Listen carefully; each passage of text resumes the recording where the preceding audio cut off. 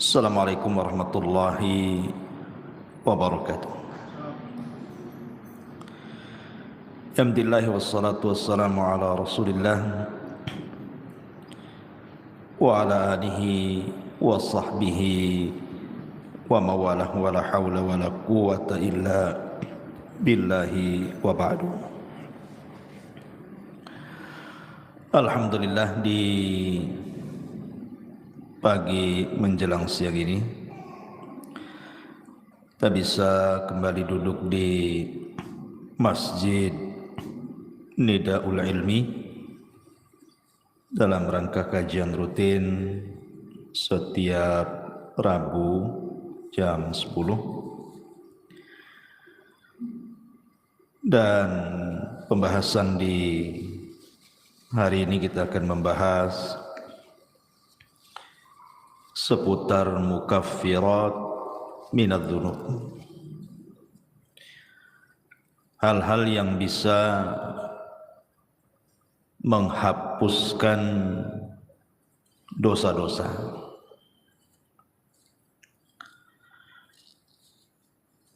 Tapi yang dimaksud di sini tentu tidak semua dosa,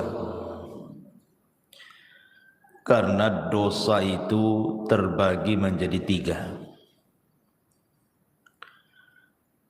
Ada dosa yang disebut dengan dosa yang paling besar yang tidak mungkin diampuni, seperti kesyirikan. Itu tidak mungkin diampuni kecuali kalau dia bertobat. Karena itu berdasarkan nas Al-Quran, innallaha la yaghfiru an yushraka bihi wa yaghfiru ma duna dzalika liman yasha. Allah tidak akan mengampuni dosa orang yang menyekutukannya, dan Allah hanya mengampuni dosa selain itu. Yang kedua, ada dosa yang berkaitan dengan manusia, dan ini yang ditangguhkan ampunannya. Walaupun seseorang sudah meminta ampun kepada Allah Subhanahu wa taala,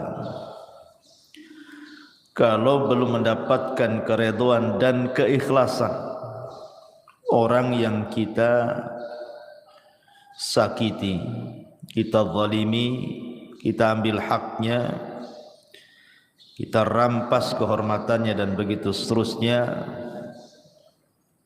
maka Allah Subhanahu wa taala tidak akan mengampuninya sampai ada kerelaan orang yang dizaliminya. Dan kalau dia sampai mati dan tidak kunjung pula mendapatkan kerelaannya, maka nanti akan terjadi qisas pada hari kiamat. Kemudian yang ketiga, inilah dosa antara kita dengan Allah Subhanahu wa taala. Inilah yang kita akan bahas,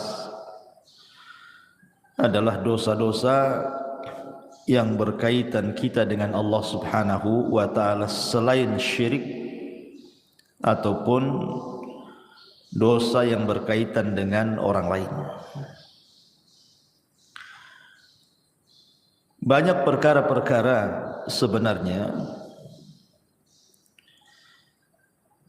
yang hanya dengan melakukan amalan-amalan tertentu, maka Allah Subhanahu wa taala dengan sendirinya akan mengampuni dosa-dosa kita. Bahkan ada amalan-amalan itu yang kalau dilakukan itu, walaupun dosa kita sebanyak buih di lautan, maka Allah Subhanahu wa taala akan mengampuninya. Seperti apa contohnya? Nabi sallallahu alaihi wasallam bersabda dalam sebuah hadis,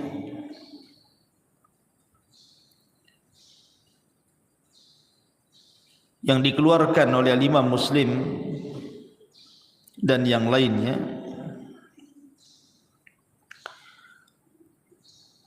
ketika menyebutkan riwayat tentang dosa-dosa yang akan diampuni walaupun dosa itu sebanyak buih di lautan. Kata Nabi sallallahu alaihi wasallam,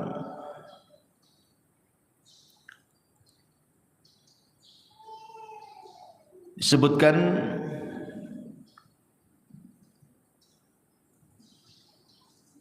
Taib.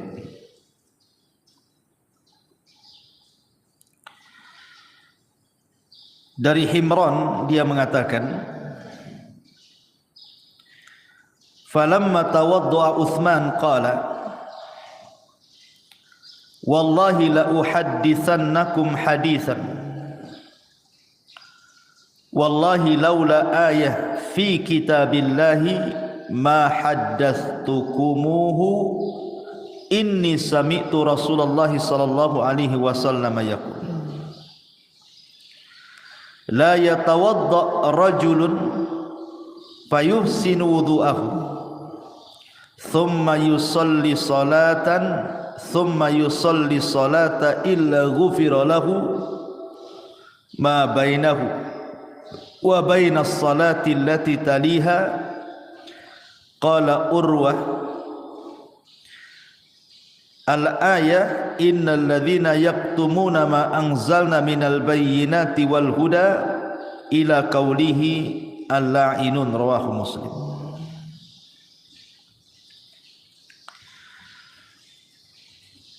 Dari Himran dia mengatakan,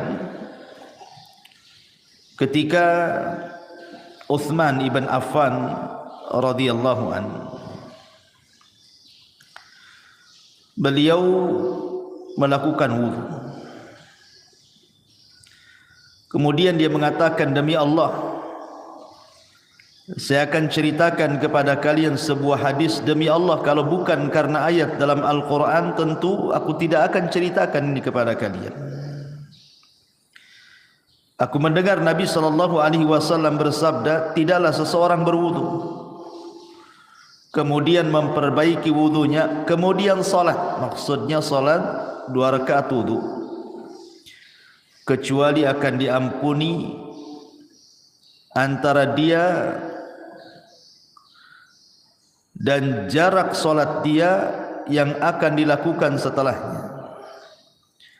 Maka Urwah mengatakan yang dimaksud ayat oleh Uthman itu adalah sesungguhnya orang-orang yang menyembunyikan apa yang kami turunkan dari keterangan-keterangan dan petunjuk sampai kepada perkataannya, merekalah orang-orang yang akan dilaknat oleh Allah Subhanahu wa ta'ala.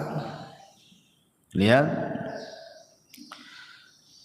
bagaimana di sini Uthman ibn Affan radhiyallahu anhu menjelaskan bahwa wudu itu bisa menggugurkan dosa.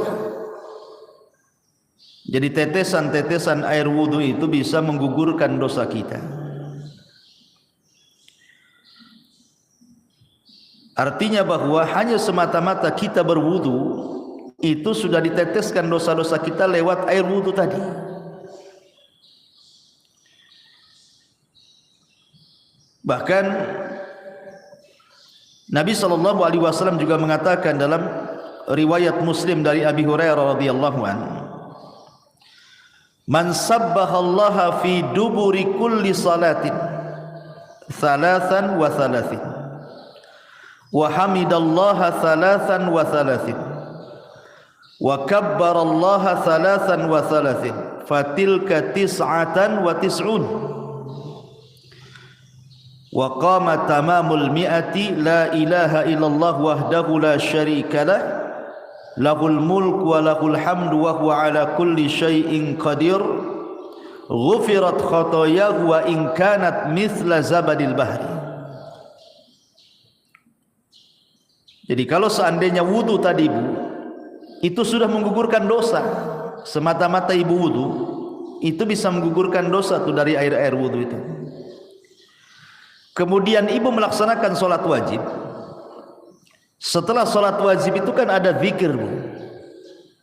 Lihat bagaimana keutamaan zikir ba'da sholat itu. Barang siapa yang bertasbih setiap selesai solat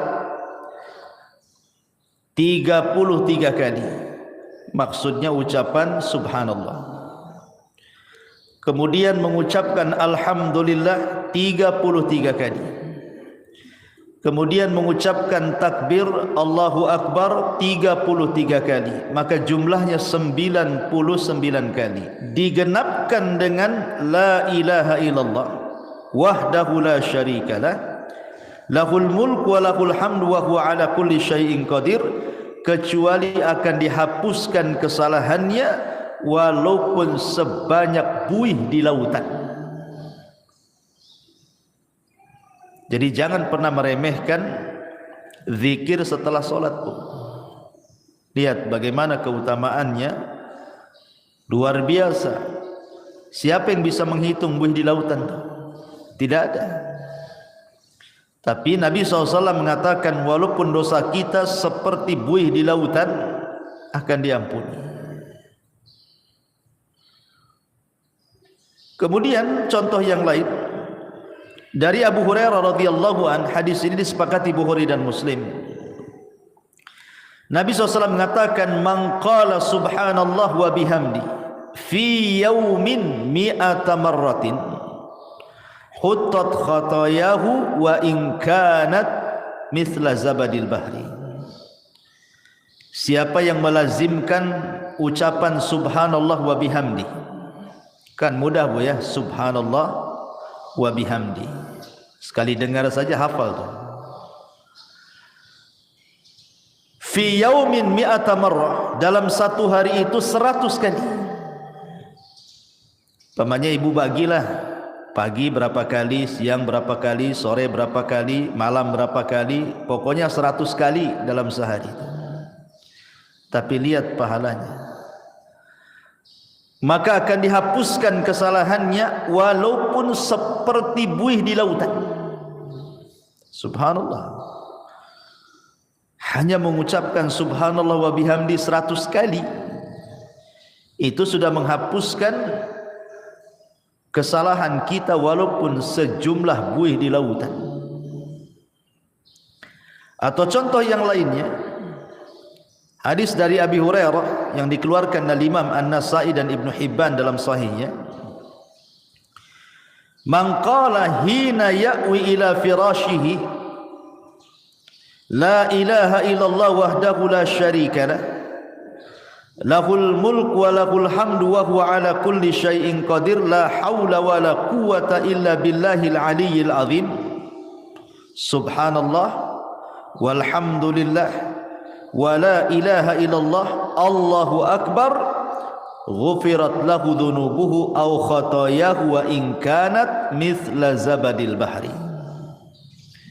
Siapa yang menuju pembaringannya sebelum tidur, maksudnya Bu, ibu baca la ilaha illallah wahdahu la syarikalah, tidak ada sembahan yang berhak disembah kecuali Allah, dialah semata yang tidak ada sekutu baginya.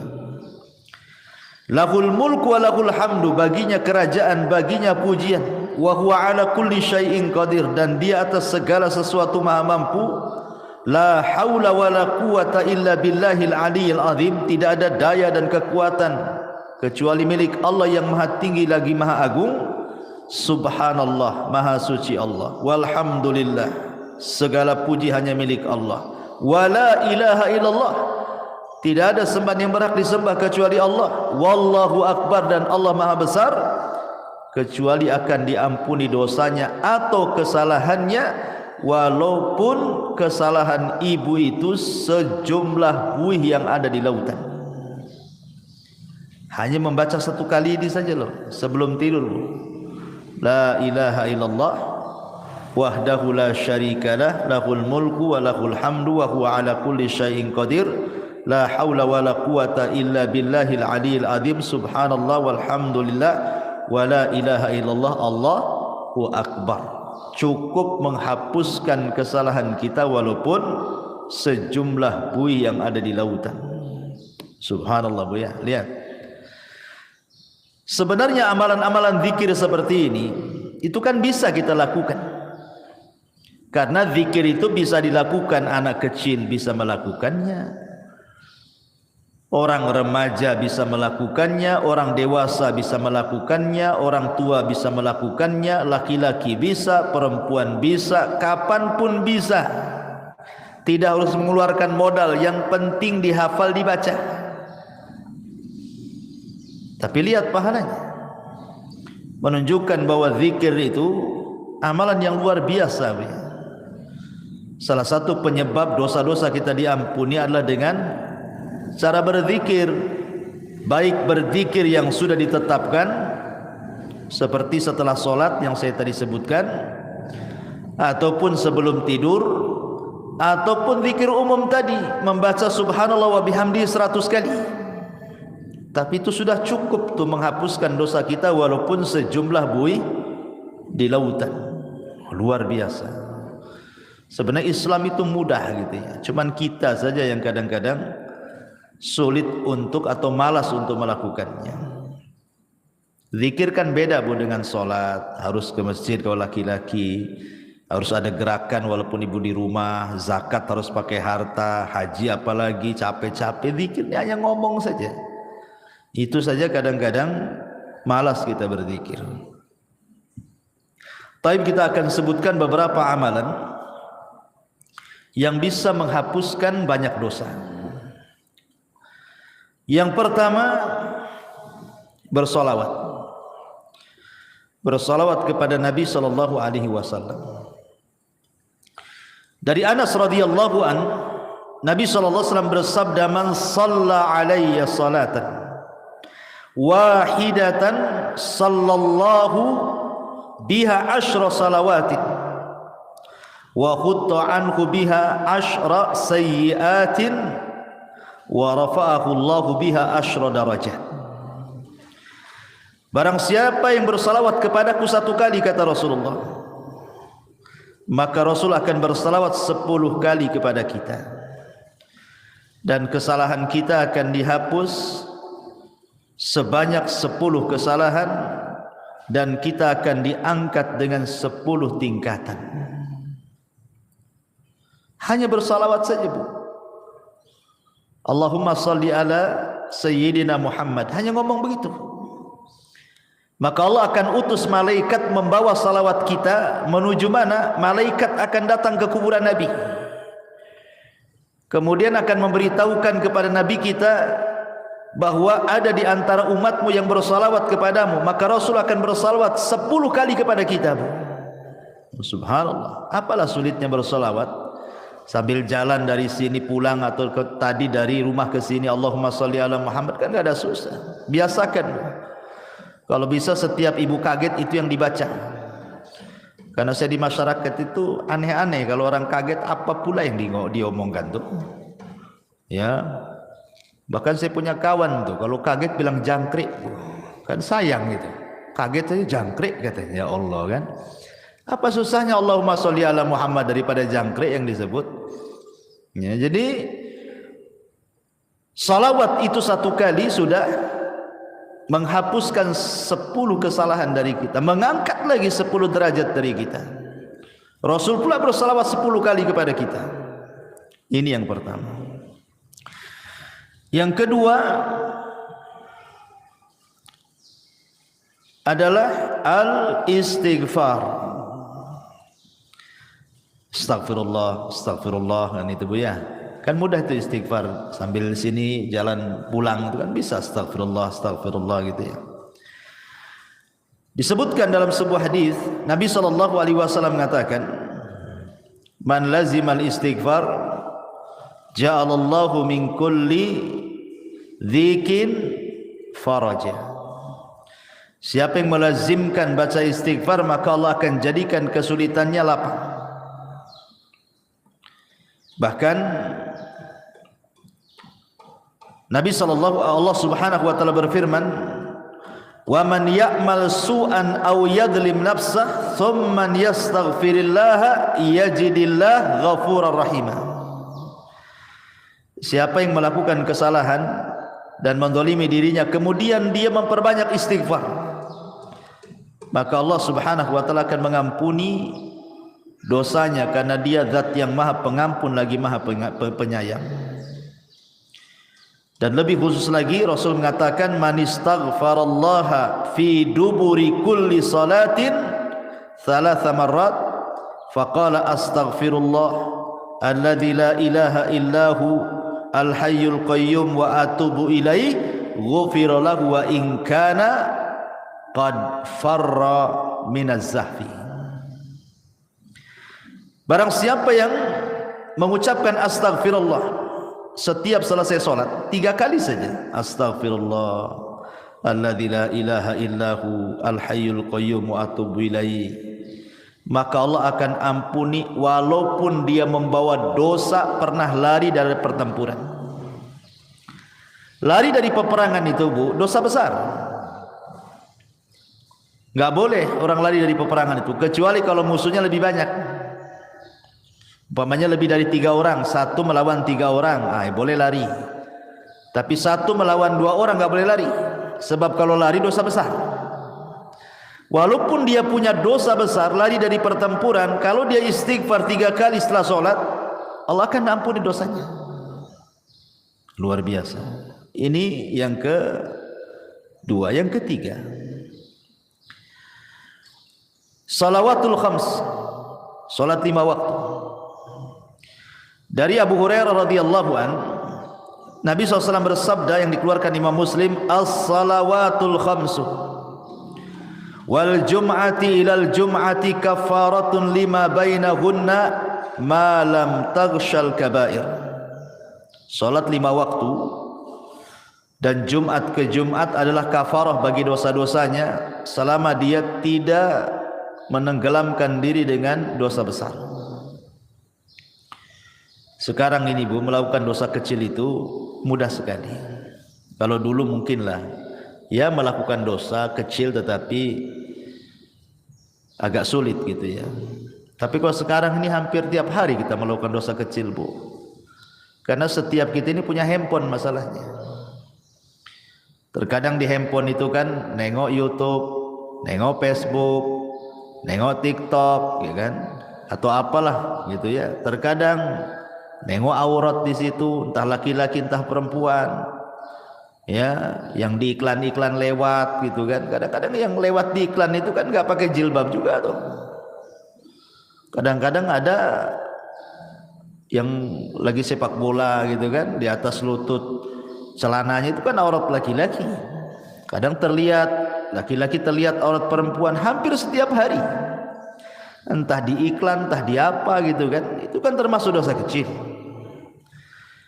Maka kalau seseorang kemudian melanggengkan solat 5 waktu, maka solat dari zuhur ke asar, asar ke maghrib, maghrib ke isya, isya ke subuh, subuh ke zuhur, itu di antara selang waktu solat wajib ke wajib berikutnya itu menghapuskan dosa. Bahkan di zaman Nabi ada seorang anak muda itu berkhalwat dengan seorang perempuan, tapi tidak melakukan zina, maksudnya zina benaran. Hanya mungkin ya pegang-pegang, peluk-peluk, cium-cium gitu saja kan. Tapi tidak sampai zina besar. Tapi di mata para sahabat, dosa yang seperti itu sudah dianggap dosa besar itu. Nyesel dia. Datang dia kepada Nabi. Rasul, saya sudah melakukan dosa besar katanya. Kenapa? Kata Rasul, tadi saya berkhalwat dengan seorang perempuan begini, tapi tidak sampai melakukan zina besar, hanya berkhalwat saja. Kata Nabi SAW, hal sallaital asra ma'iya jama'atan, apakah tadi engkau solat asar bersamaku jamaah? Kata anak muda ini, ya wahai Rasul. Apa kata Rasul? Idhab faqad ghafarallahu lak, pergi kamu, Allah sudah ampuni dosamu. Kenapa? Karena Allah mengatakan innal hasanat yudhibna sayyi'at, bahwa kebaikan-kebaikan itu bisa menghapuskan keburukan. Baik, selanjutnya apa lagi? Sedekah. Dalam sebuah hadis yang dikeluarkan ataupun dari sahabat Hudzaifah bin Yaman, ketika Umar bin Khattab radhiyallahu an menanyakan kepada Hudzaifah soal fitnah yang akan terjadi di akhir zaman, Maka kemudian adalah yang kemudian Hudzaifah bin Yaman mengatakan, ana sami'tuhu yaqul, aku mendengar Nabi SAW bersabda, kata Hudzaifah, fitnatur rajuli fi ahlihi wa malihi wa jarihi tukaffiruha as-salatu was-siyamu was-sadaqah. Fitnah seseorang dari keluarganya, dari hartanya, dari tetangganya itu bisa digugurkan dengan salat, puasa dan sedekah. Jadi sedekah juga bisa menggugurkan dosa. Bahkan kalau seandainya sedekah itu dilakukan secara sirriyah, tidak terang-terangan, Bu, yang tahu hanya ibu dengan Allah Subhanahu wa taala saja. Gimana caranya, Ustaz, sedekah sirriyah itu? Oh, gampang. Sekarang kan di handphone itu sudah banyak tuh program SMS banking itu, Bu, ya. Kirim saja lewat SMS banking. Kemudian coret namanya, kan, gak nampak tuh. Pengirimnya dicoret, kan tidak ada yang tahu siapa pengirimnya. Sudah gitu saja, tinggal konfirmasi, ya, jangan dikasih tahu konfirmasinya. Kalau udah tahu nomornya, tahu pula dia, kan, pakai nomor lain, ya, jadi orang tak tahu yang dari sumbangan tuh. Makanya Nabi SAW mengatakan, sadaqatus sir tudfi'u ghadaba rabb, bahwa sedekah yang tidak terang-terangan itu bisa menghilangkan kemurkaan Allah Subhanahu wa taala. Bahkan dalam riwayat, tudfi'ul khati'ah kama yudfi'ul ma'un nar, bisa menghilangkan kesalahan seperti api bisa dipadamkan dengan air. Rawahu Tirmidzi. Jadi sedekah juga bisa menggugurkan dosa. Kemudian apalagi intidharus shalah. Intidharus shalah, menunggu waktu salat. Rindu rasanya ibu itu di rumah itu, kapan duhur kok lama kali ya, katanya. Nanti sudah sholat duhur kapan, asar ini kok lama kali. Habis asar, aduh kapan nih maghrib ini kok lama kali. Ini terbalik, aduh udah duhur lagi, katanya. Nanti asar cepat kali waktu ini, baru tadi itu sudah asar. Ah, itu sholat jadi beban bagi dia tuh kalau ngomong kayak gitu tuh. Tapi kalau orang rindu menunggu sholat dan ingin sholat kembali, maka Nabi SAW mengatakan, isbaghul wudu fil makari wa i'malul aqdam ilal masajid wa intidharus salati ba'das salah yughassilul khataya ghuslan. Sempurnakan wudumu ketika engkau susah untuk berwudu, entah airnya dingin, kayak sekarang kan lagi hujan terus nih di Batam nih, perasaan greges terus kan, Bu, ya, dingin-dingin terus. Apalagi datang subuh, nengok air kayak nengok es gitu ya. Tapi dipaksakan wudu, nah, itu namanya menyempurnakan wudu. Gak suka nyentuh air pun tetap dia berwudu.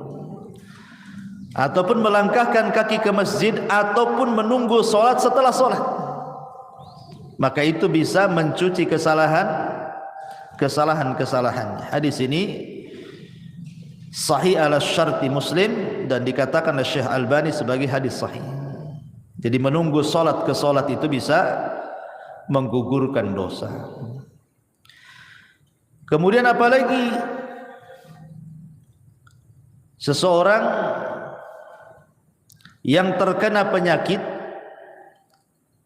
ataupun seseorang yang dilanda kesulitan, kesedihan, masalah gitu ya, kemudian dia sabar. Kata Nabi SAW dari hadis Aisyah radhiyallahu anha, ma min musibatin tusibul muslim illa kaffarallahu biha anhu hatta syaukata yusyakah. Rawahul Bukhari. Tidaklah sebuah musibah menimpa seorang muslim kecuali Allah Subhanahu wa taala akan jadikan itu kafarah bagi dia, penghapus dosa-dosanya. Sampai kepada duri yang menancap sekalipun kalau dia sabar. Umpamanya ibu nih jalan kaki, dari sini tiba-tiba kok ada lah yang nancap itu, entah tusuk sate gitu ya, atau mungkin duri tanaman. Kemudian ibu merasakan sakit, tapi ibu tidak ngeluh, ibu sabar gitu ya. Alhamdulillah, mudah-mudahan ini jadi penghapus dosa gitu ya. Itu bisa menghapuskan dosa tuh ya. Tapi jangan ditusukkan, ambil peniti, tusukkan pula kan itu. Itu sengaja ditusuk-tusukkan. Tak boleh itu menyakiti badan. Karena badan ini milik Allah. Dari ujung rambut sampai kaki itu milik Allah, tidak boleh disakiti. Kalau kita disakiti oleh diri sendiri, sengaja ambil peniti dicolokkan gitu ya ke badan kita, berdosa kita. Karena badan ini amanah Allah, milik Allah semuanya, harus dijaga. Ya. Kemudian juga mengucapkan alhamdulillah setelah makan, Bu. Ibu makan nih, makan apa saja. Entah makan nasi, entah makan bakso, entah makan mie, entah makan apa sajalah ya. Yang penting setelah makan, ibu mengucapkan alhamdulillah. Man akala ta'aman thumma qala alhamdulillah. Barang siapa yang mengucapkan alhamdulillah setelah dia makan, maka ghufira lahu ma taqaddama min dzambi wa ma ta'akhkhar. Dia akan dihapuskan dosa-dosanya yang telah dan yang berlalu. Subhanallah. Hanya mengucapkan alhamdulillah saja habis makan, Bu.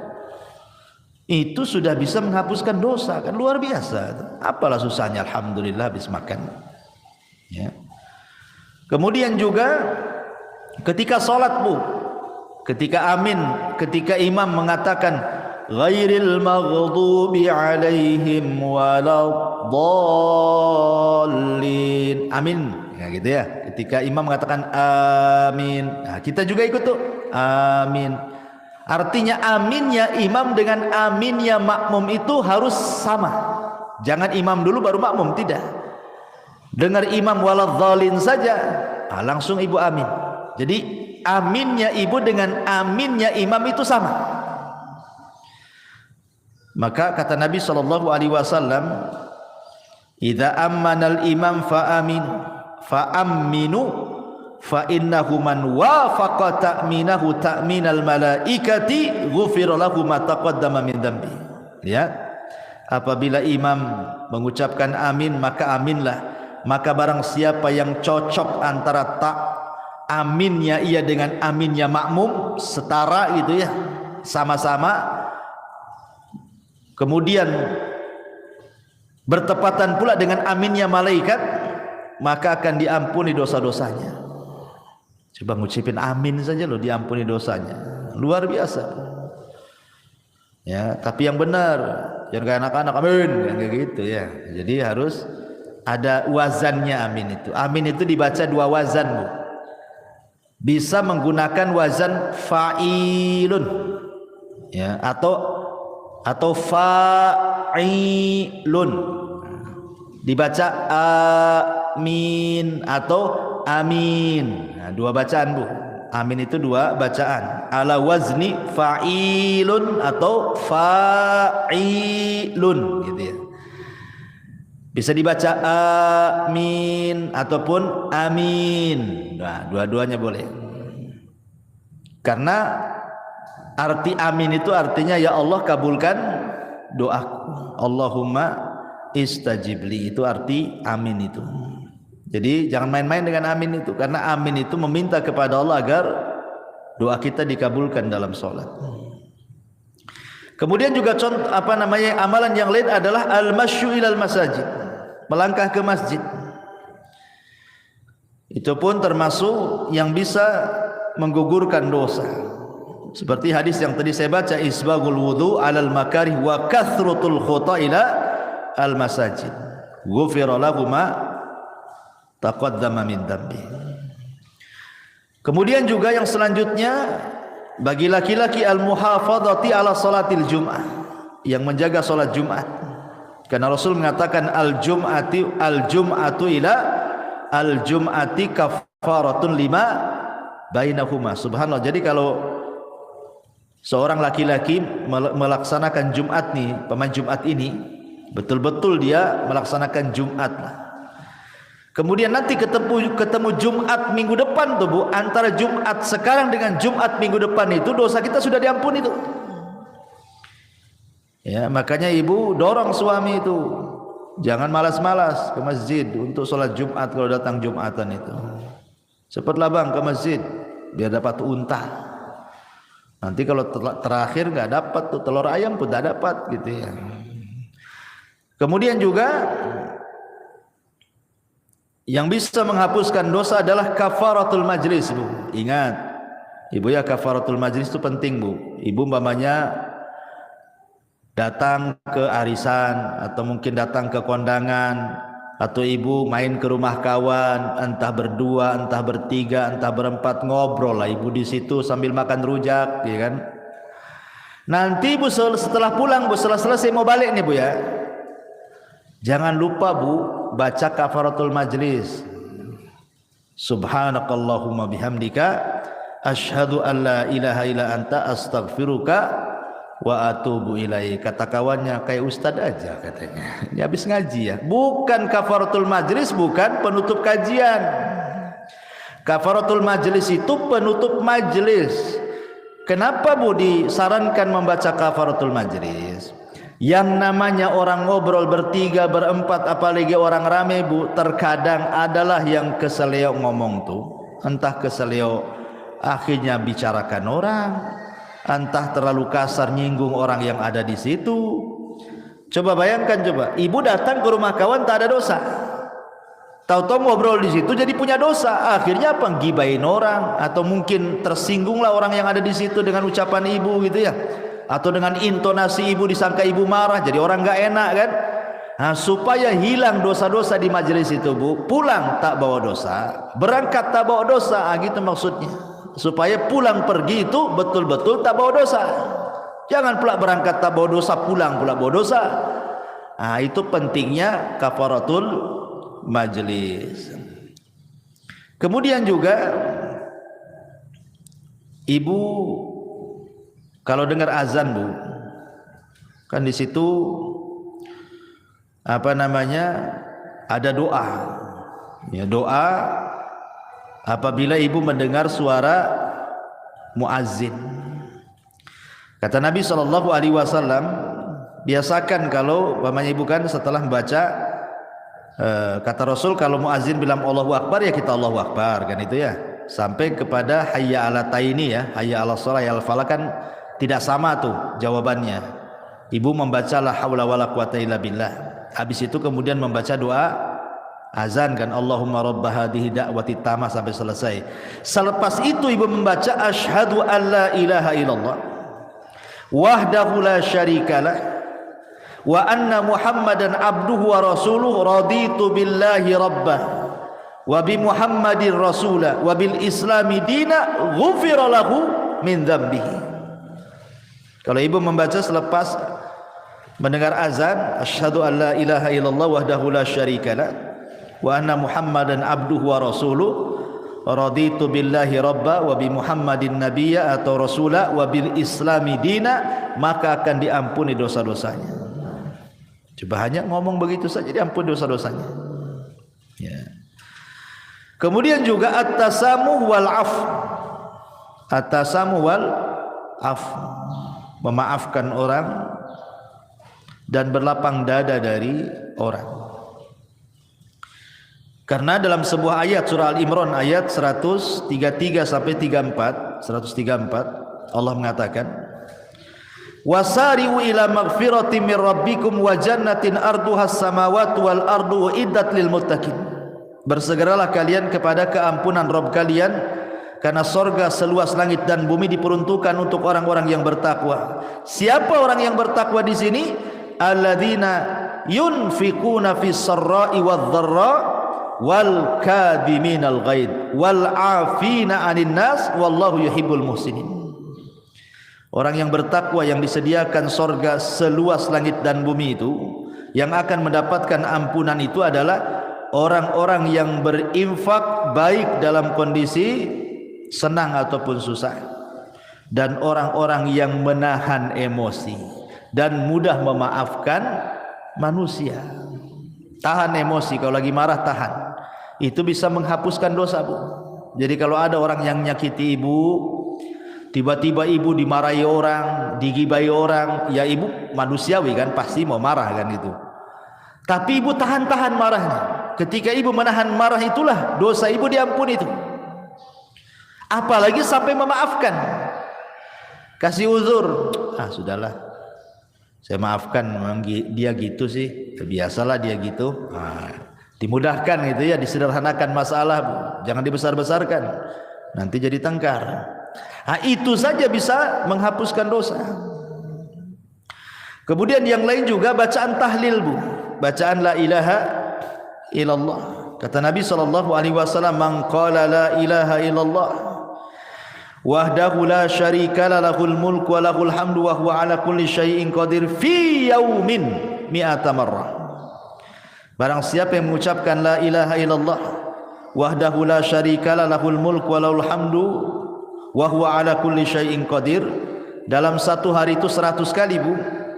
Apa kata Rasul? Kanat adlu asyri riqabin wa kutibat lahu mi'atu hasanatin wa muhiyat anhu mi'atu sayyiatin. Maka sebanding dengan memerdekakan 10 budak, akan dicatat 100 kebaikan, akan dihapus 100 kesalahan. Masya Allah ya. Ibu merdekakan budak dari mana duitnya, Bu? Cukup membaca ini saja 100 kali sama dengan ibu merdekakan budak 10 budak. Cukup tidak dicatat lagi 100 kebaikan, cukup tidak dicatat lagi, dihapus lagi 100 kesalahan. Hanya ngomong begini, Bu ya. 100 kali ibarat kita infak gitu ya, untuk memerdekakan. Harga budak tuh tak tahu sekarang berapa tuh ya. Tapi cukup membaca ini 100 kali saja sudah sama dengan memerdekakan 10 budak. 100 kesalahan dihapus, 100 kebaikan dicatat. Subhanallah. Termasuk juga, Bu, salatu rakaataini, salat 2 rakaat apabila ibu melakukan dosa. Ibu habis gibah nih di tetangga nih. Lama pula gibahnya setengah hari. Baru balik, aduh mak, saya sudah gibai orangnya. Nantilah, langsung ibu telepon sama yang digibai itu. Saya minta maaf loh, tadi saya yang gibai anti loh. Minta maaf ya. Habis itu ngomong sama kawan-kawan yang satu majelis tuh, saya nggak ikut-ikut loh katanya. Nah, ibu langsung sholat 2 rakaat tuh, sholat tobat namanya ya. Maka kata Nabi SAW, ma min abdin aznaba dzamban fayuhsinu tuhur thumma yaqumu fayusalli rak'ataini thumma yastaghfirullah illa ghufirallah. Tidaklah seorang hamba melakukan dosa kemudian dia memperbaiki wudu, kemudian dia salat 2 rakaat salat taubat, bertobat kepada Allah, kecuali Allah akan ampuni itu dosa-dosanya ya. Kemudian juga yang bisa menghapuskan dosa adalah ittiba'us sayyi'ah al-hasanah, ikuti yang buruk dengan yang baik. Jadi kalau seandainya satu hari ini kita melakukan keburukan, maka buatlah satu hari ini juga melakukan kebaikan. Boleh jadi mungkin satu hari ini ibu tidak sadar marahi orang. Orang yang dimarahinya mungkin ya kita tidak tahu apakah dia menerima atau tidak gitu kan. Tapi mungkin ibu melakukan hal yang sama. Buatlah kebaikan di situ juga. Kalau tadi marah-marah, sekarang ngomong yang baik-baik, yang santun-santun sama orang gitu ya. Jadi imbangi itu keburukan dengan kebaikan. Sebagaimana yang sering saya katakan, kalau ibu melakukan dosa yang tidak terang-terangan dalam satu hari ini 2 kali, maka lakukan juga amalan yang baik yang tidak terang-terangan 2 kali juga, supaya bisa menghapus kesalahan tadi. Karena Rasul yang mengatakan wa atbi'is sayyi'atal hasanata tamhuha, ikutilah yang buruk dengan yang baik. Yang baik itu pasti mengalahkan yang buruk. Innal hasanat yudhibnas sayyi'at, karena kebaikan itu bisa menghilangkan keburukan. Termasuk juga orang-orang yang mati syahid, orang-orang yang terlibat dalam perang gitu ya. Karena Rasul yang mengatakan Allah akan mengampuni dosa orang yang mati syahid apapun dosanya kecuali utang. Kecuali kalau dia punya utang lain, kata Rasul. Termasuk juga at-taubatus shadiqah, bertobat betul-betul sebelum matahari terbit dari barat ataupun sebelum nyawa di kerongkongan. Nah, itu bisa menghapuskan dosa. Termasuk juga puasa. Pertama puasa Asyura, puasa di bulan Muharram, tanggal 10 bulan Muharram. Kata Rasul, yukaffiru sanatal madiyah, menghapuskan dosa 1 tahun ke belakang, rawahu Muslim. Ataupun puasa Arafah tanggal 9 bulan Dzulhijjah umpamanya ya. Rasul mengatakan yukaffiru sayyi'atal madiyatal baqiyah. Kalau puasa tanggal 9 Dzulhijjah ini lebih hebat lagi pahalanya, dihapuskan kesalahannya setahun ke belakang dan setahun ke depan, luar biasa. Ataupun puasa bulan Ramadan. Nah, itu kalau Ramadan jelas-jelas Bu ya, puasanya, sholat malamnya, Lailatul Qadarnya, itu menghapuskan dosa semua tuh. Kata Nabi SAW, man shoma Ramadanan, wa fi riwayatin man qama Ramadanan, wa fi riwayatin man qama Lailatul Qadrin imanan wa ihtisaban ghufira lahu ma taqaddama min dambi. Barang siapa yang puasa di bulan Ramadan, dalam riwayat barang siapa yang salat malam di bulan Ramadan, dalam riwayat yang lain barang siapa yang mendirikan Lailatul Qadar penuh iman dan mengharap pahala, maka Allah akan ampuni dosa-dosanya. Nah, ini juga perkara-perkara yang bisa menghapuskan dosa, termasuk haji dan umroh kalau ibu punya uang. Karena Nabi SAW yang mengatakan, man hajja lillahi falam yarfus walam yafsuq raja'a ka yaumin waladathu ummuhu. Siapa yang haji karena Allah Bu, bukan karena manusia, dia tidak mengeluarkan kata-kata kotor selama haji, tidak melakukan kemungkaran selama haji, kefasikan, kecuali pulang Bu seperti anak bayi. Anak bayi kan gak punya dosa Bu. Nah, itulah keutamaan orang haji, pulang saja gak punya dosa dia. Begitu juga umroh, al-umratu ilal umrati kafaratun lima bainahuma. Umroh satu ke umroh berikutnya itu setahun, namanya umroh nih, tahun ini umroh, tahun depan umroh lagi, setahun itu dihapuskan dosa-dosanya dari umroh ke umroh. Subhanallah ya. Maka ini kesempatan bagi orang-orang kaya nih, kalau memang punya uang berangkat ya. Karena ini salah satu yang bisa menggugurkan dosa. Tentu yang paling besar dari semuanya, dari semua yang saya jelaskan dari awal sampai akhir tadi, yang paling besar yang bisa menghapuskan dosa adalah at-tauhid ya. Tidak menyekutukan Allah, tidak menyekutukan Allah, dan beriman kepada dan beramal saleh. Tauhid ini penting. Kemudian juga amal soleh secara umum, apapun amal solehnya, sebagaimana Allah mengatakan dalam surah Al-Ankabut ayat 7, walladzina amanu wa amilus salihat lanukaffiranna anhum sayyi'atihim. Orang-orang yang beriman dan beramal saleh, sungguh kami akan menggugurkan kesalahan-kesalahan mereka, termasuk berusaha menjauhi dosa-dosa besar. Dalam surah An-Nisa 31 Allah mengatakan, in tajtanibu kabaira ma tunhauna anhu nukaffiru ankum sayyi'atikum. Jika kalian menjauhi dosa-dosa besar, syirik, zina, minum khamar dan begitu seterusnya, apa yang telah dilarang, maka kami akan gugurkan dari kalian kesalahan kalian. Termasuk juga berusaha menjadi orang yang takwa, menjalankan perintah, menjauhi larangan gitu ya. Karena Allah mengatakan, wa man yattaqillaha yukaffir anhu sayyi'atihi, barang siapa yang bertakwa kepada Allah, maka Allah akan hapuskan dosa-dosanya. Dan juga penting taubah as-sadiqah, betul-betul bertobat dengan tobat yang jujur. Tapi kalau seandainya ini berkaitan dengan dosa besar, maka ada tambahan, bukan hanya sekedar amalan-amalan yang saya tadi sebutkan. Kalau berkaitan dengan dosa besar, ada lagi tambahan. Pertama, ikhlas, niat ingin bertobat.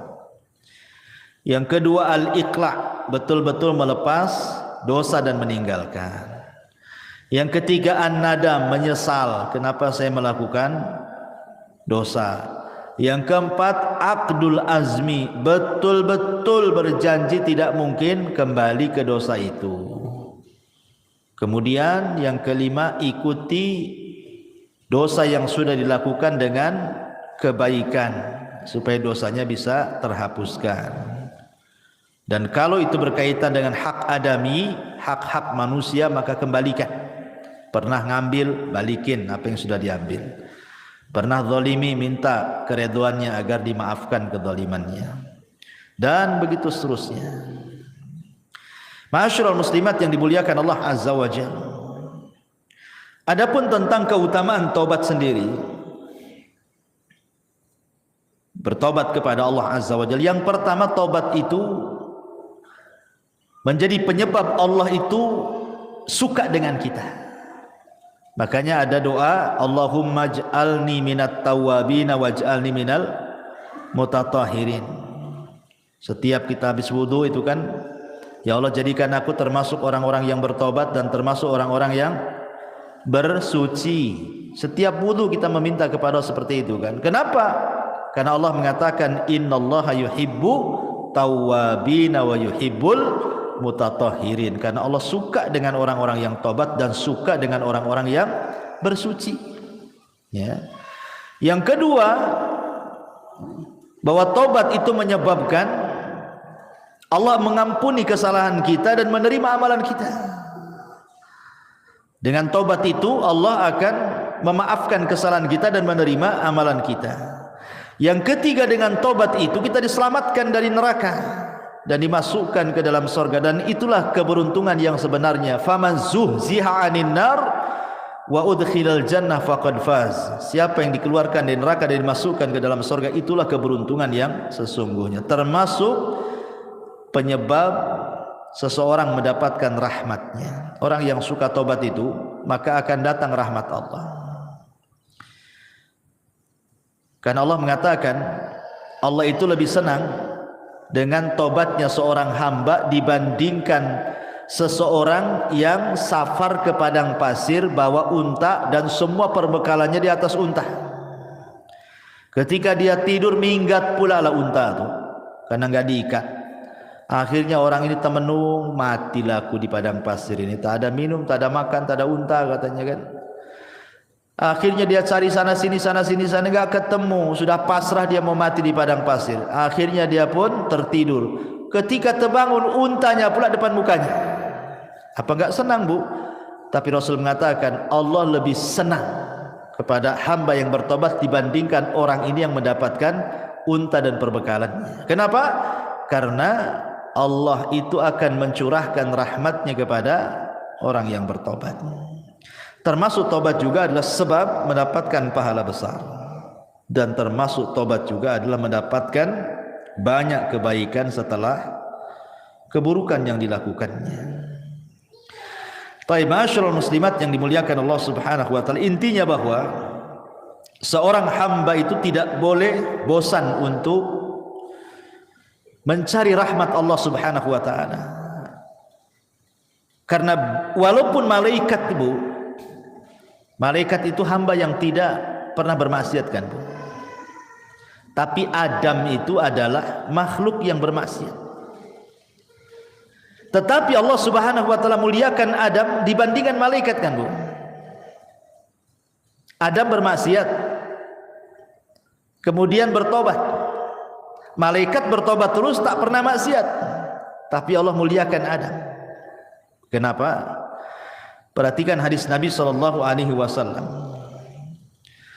Kata Nabi sallallahu alaihi wasallam, "Walladzi nafsi biyadi, law lam tudhnibu la dhahaballahu bikum wa la jaa biqaumin yudhnibun fayastaghfirunallaha fayaghfiru lahum.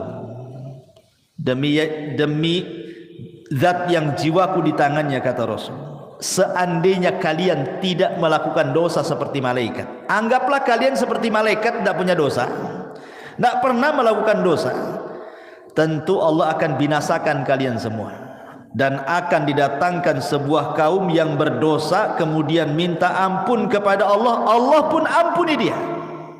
Kenapa? Karena Allah suka dengan orang yang bertobat. Lah macam mana orang bertobat kalau tak punya dosa? Kan bertobat tuh karena punya dosa, kemudian dia bertobat. Allah suka tuh dengan orang yang bertobat.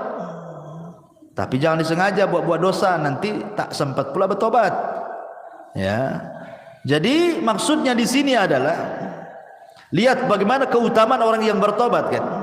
Karena memang Allah Subhanahu wa taala sudah memang melekatkan kepada anak Adam itu pasti berbuat dosa. Kullu bani Adam khata'un wa khairul khata'ina tawwabun, kan itu. Setiap anak Adam itu pasti dosa. Pasti melakukan dosa. Kalau ada ibu yang mengatakan saya tidak pernah berbuat dosa, kadzabti, dusta ibu ini. Dustakan orang yang mengatakan saya tidak pernah berbuat dosa. Karena dosa itu macam-macam. Tetapi sebaik-baik orang yang melakukan dosa, tobat. Ya, bertobat kepada Allah Subhanahu wa taala. Ma'asyiral muslimat yang dimuliakan Allah Azza wa Jalla, yang jelas bahwa ingat, sebesar apapun dosa kita, sebesar apapun dosa kita, walaupun sampai membumbung ke langit sekalipun, sampai ke awan lah dosa kita itu saking banyaknya. Kalau kita datang betul-betul menghadap Allah ingin bertobat, apa dalam hadis qudsi itu? Allah katakan, ya ibadi, lau dhunubuka ananas sama, thumma astaghfartani ghafartu laka ala ma kana minka wala ubali. Hei anak Adam, sekalipun dosamu melambung sampai ke langit, kata Allah, tapi kau datang kepadaku dengan ikhlas ingin bertobat, ku ampuni, aku enggak peduli, kata Allah. Lihat bagaimana luasnya rahmat Allah Subhanahu wa taala. Sampai Amr bin As ini kan Bu, seorang sahabat, dia baru masuk Islam setelah 20 tahun. Dia sama dengan Khalid bin Walid tuh, 20 tahun baru masuk Islam. Setelah lewat Islam 20 tahun baru masuk Islam tuh. Khalid bin Walid, Amr bin As, dan ada satu kawannya itu, 3 orang. Khalid bin Walid langsung masuk Islam, berbaiat kepada Rasul. Amr bin As pula ragu-ragu. Kata Rasul, kenapa kau ragu-ragu, hai Amr? Apakah kau ragu-ragu dengan agamaku? Kata Rasul. Kata Amr, bukan itu wahai Rasul, aku ingin masuk Islam tapi ada syaratnya, kata Amr. Kata Rasul, apa syaratnya? Begini Rasul, kau tahu apa yang sudah kulakukan kepadamu dan sahabatmu, sampai ketika kaum muslimin hijrah ke Habasyah juga Amr bin As yang melobi Najasyi untuk memulangkan.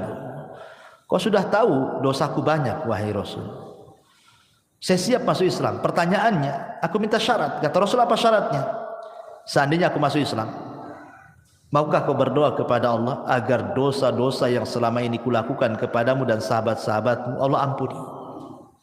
Rasul pun tersenyum dan mengatakan, ya Amr, innal Islam yahjubu ma qabla. Amr, Islam itu menghapuskan dosa-dosa sebelum Islam. Sebagaimana taubat itu tahjubu ma qabla, menghapuskan dosa-dosa sebelum taubat. Artinya nikmat Allah, rahmat Allah itu luas.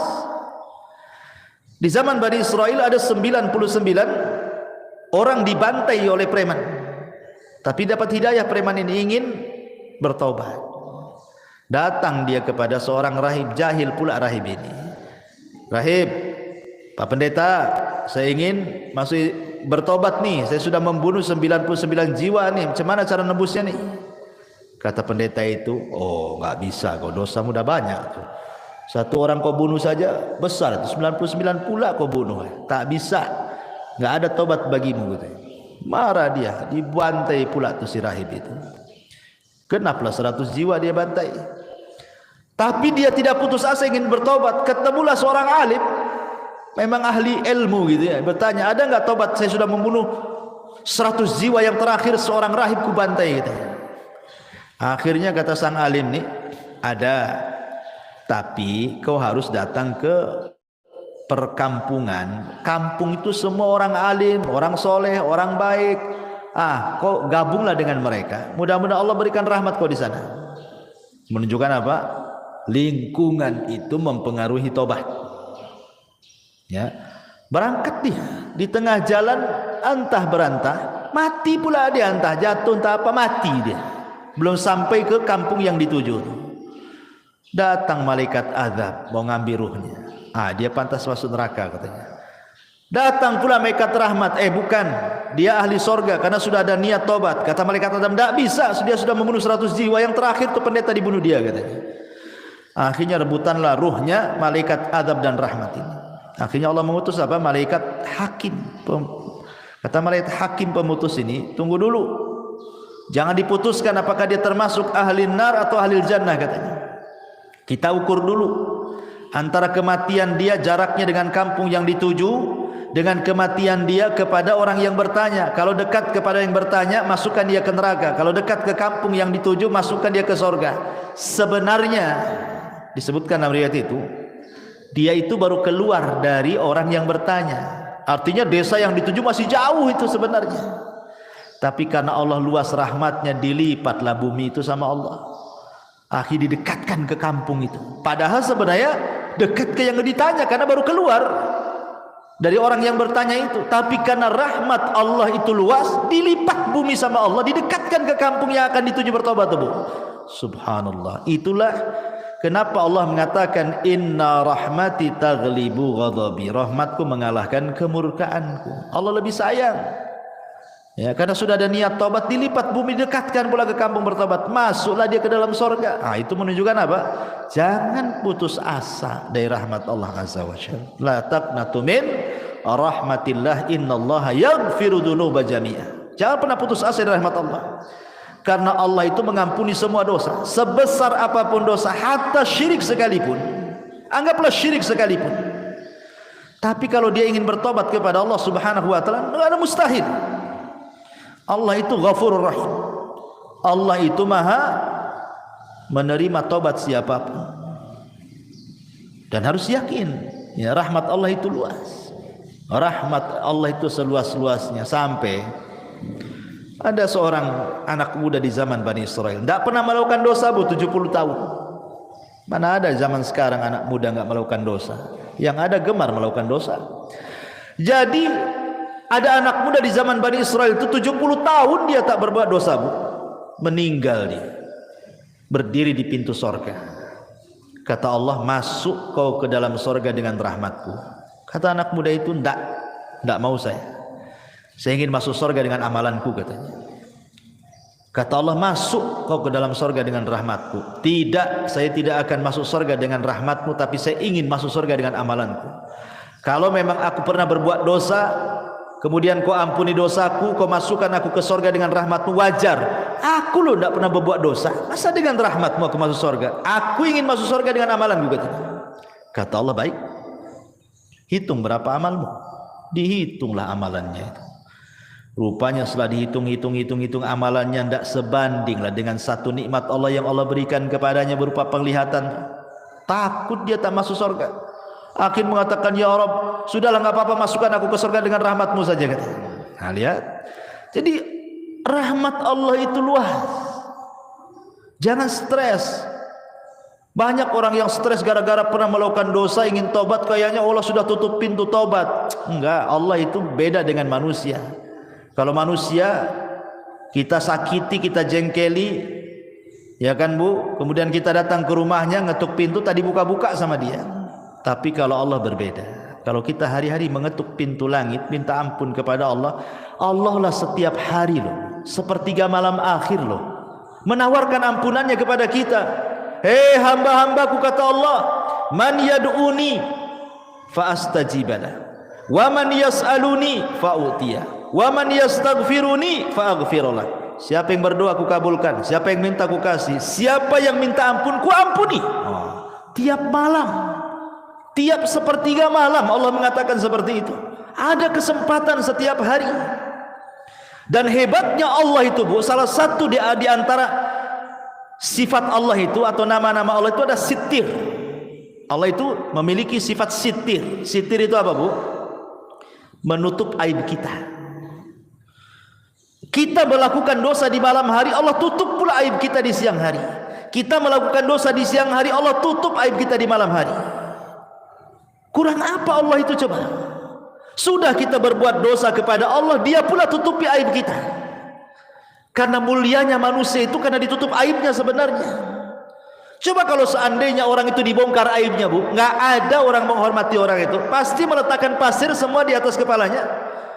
Imam Ahmad saja ngomong begitu. Ketika murid-muridnya datang kepada Imam Ahmad lagi belanja tuh di pasar tuh. Kata murid-muridnya, "Ya Imam, biar kami bawa barang-barangmu ke rumah. Kau jalan kaki saja. Kau kan guru kami," katanya. Kata Imam Ahmad, "Enak saja kau ini," katanya. "Kau kan nggak tahu aibku saja," kata Imam Ahmad. "Kalau kau tahu aibku, Allah bongkar aibku, pasti kau letakkan pasir di atas kepalaku. Aku dihormati itu karena Allah tutup aibku," katanya. Semua manusia, mau ustadznya, mau santrinya, mau awamnya, mau menterinya, mau presidennya, mau siapapun manusia di dunia ini, Bu, kalau sempat Allah bongkar aibnya, nggak ada manusia itu dihormati sama sekali. Jangankan itu, gara-gara ngomong satu kali kepleset, Bu, yang tadinya ditokohkan, dibanggakan, dipuji, ngomong pula di YouTube salah, kepleset, menghina anu, menghina ini, dia dibully sama netizen, habislah dia, Bu. Itu baru kepleset satu tuh, sudah dihabiskan nih, nggak dihormati lagi, dicaci maki yang ada itu sama netizen. Gimana kalau satu umur dia betul-betul ditampakkan aibnya? Ya Allah ya Rabb, tidak ada manusia yang mulia di hadapan manusia.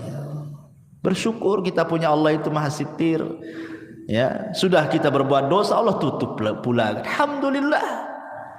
Dan habis itu Allah kasih pula peluang kita bertobat. Enak, Bu. Kalau ibu buat salah sama saya, Bu, ibu minta maaf, paling jawaban saya, "Nantilah, tengoklah. Kalau pantas dimaafkan, saya maafkan. Kalau tak pantas, ya tak saya maafkan." Nah, itu kalau kita tuh.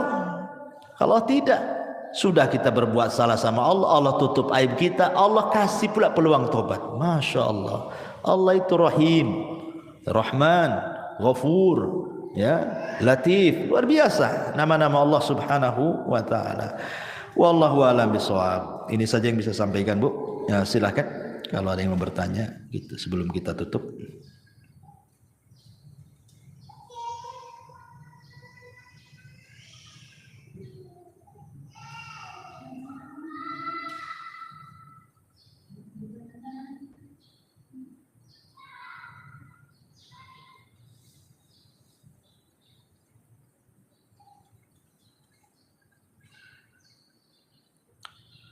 Alhamdulillah, belum ada yang bertanya. Nah, makin cepat makin baik. Subhanakallahumma bihamdika asyhadu an la ilaha illa anta astaghfiruka wa atubu ilaik. Wallahu ta'ala alam. Assalamualaikum warahmatullahi